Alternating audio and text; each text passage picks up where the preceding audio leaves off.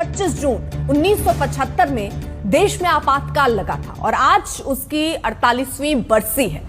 हालांकि आपातकाल को लेकर आज के दिन सियासत तो हर साल होती है, लेकिन अब की बार जो सियासी चिंगारी भड़की है उसकी लपटें अगले साल 2024 चुनाव में अपना असर दिखा सकती हैं। सवाल है कि क्या आपातकाल को हथियार बनाकर बीजेपी 2024 में कांग्रेस और विपक्ष पर निशाना साध रही है। सवाल यह है कि क्या इमरजेंसी लगाने वाली कांग्रेस पार्टी के साथ उस वक्त के भुक्तभोगी नेता आज विपक्षी महागठबंधन में सहज रह पाएंगे।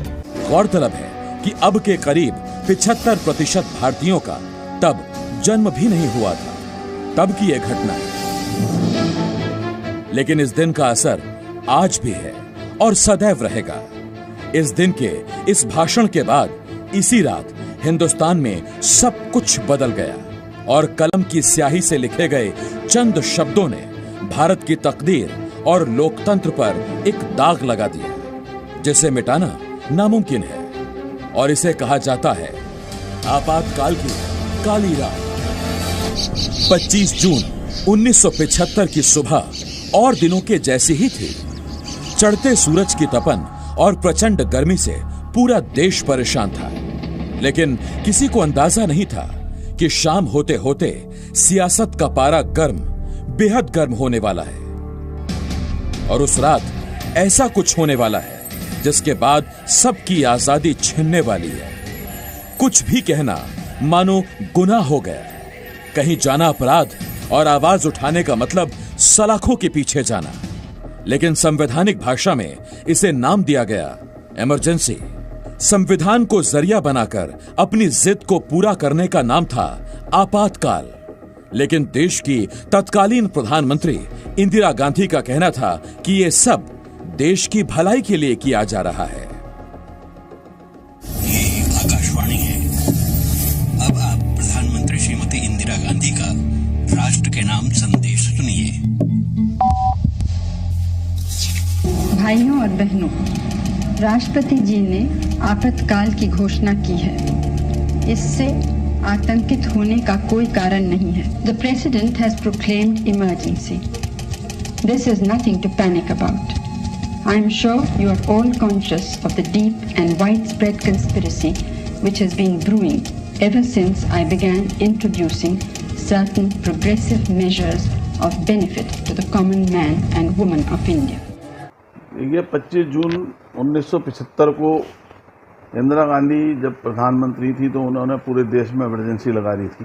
उसे भारतीय जनता पार्टी काले दिवस के रूप में इसलिए मना रही है कि एक तरीके से लोकतंत्र का जो हनन हुआ था और हनन के साथ साथ लोगों को बड़ी प्रताड़नाएं दी गई। किसी को रेलवे की पटड़ी उखाड़ने के जुर्म में, किसी को क्या नाम है सरकारी काम में बाधा के जुर्म में, किसी को डाकघर में गड़बड़ करने के चक्कर में, ये तमाम बातों को लेकर इन्होंने जो है भारतीय जनता पार्टी और अन्य पार्टी के लोगों को जो है वो जेल भेजा था। चाहिए लोकतंत्र का समापन उस टाइम कर दिया गया था। जेलों में नाखून खींच लिए गए और बड़ी प्रताड़नाएं दी गई। तो उसे काले दिवस के रूप में मनाना जो है वो एक लोगों को याद दिलाना कि इमरजेंसी में किस तरीके का व्यवहार इस कांग्रेस की केंद्र की सरकार का रहा था। भारतीय जनता पार्टी है, उसे लोकतंत्र का अर्थ ही नहीं पता है। कि कह रही है भारतीय जनता पार्टी के आज के दिन को हम काले दिवस के रूप में मनाएंगे। तो मैं इस भारतीय जनता पार्टी के नेताओं से पूछना चाहता हूं कि इनका सफ़ेद दिवस कब होगा। मैं पूछना चाहता हूं माननीय अपने आदरणीय प्रधानमंत्री श्रीमान मोदी जी से कि पिछले 9 साल से इस भारतवर्ष में किस दिन सफ़ेद दिवस मनाया गया है। रोज़ कभी किसी की हत्या हो रही है, कभी किसी माँ बहन की इज्जत लूटी जा रही है। उन बेटियों के पास साथ लाठी डंडों से पुलिस उन पर अत्याचार कर रही है। उन्होंने एक आवाज़ उठाई, उनकी आवाज़ को दबाया जा रहा है। क्या ये लोकतंत्र है? इस तरह से मैं भारतीय जनता पार्टी के बहुत कड़े शब्दों में निंदा करता हूँ। मैं चाहूँगा कि इस भारतीय जनता पार्टी के आने वाले वक्त में हम जो हमारे माननीय राहुल गांधी जी हैं, जिन्होंने यात्रा करके कई हजार 35,000 किलोमीटर की यात्रा करके एक हिंदुस्तान को ये सबक देने की कोशिश की कि लोग भारतवर्ष में लोकतंत्र के मायने क्या होते हैं, यहाँ पर सब कौमी एकता के मायने क्या होते हैं। यही मेरा ये कहना है कि यहाँ हमारे माननीय प्रधानमंत्री मोदी जी सबको हक बराबर का दें, किसी पर लाठी डंडे न बरसाएं, किसी पर अत्याचार न करें।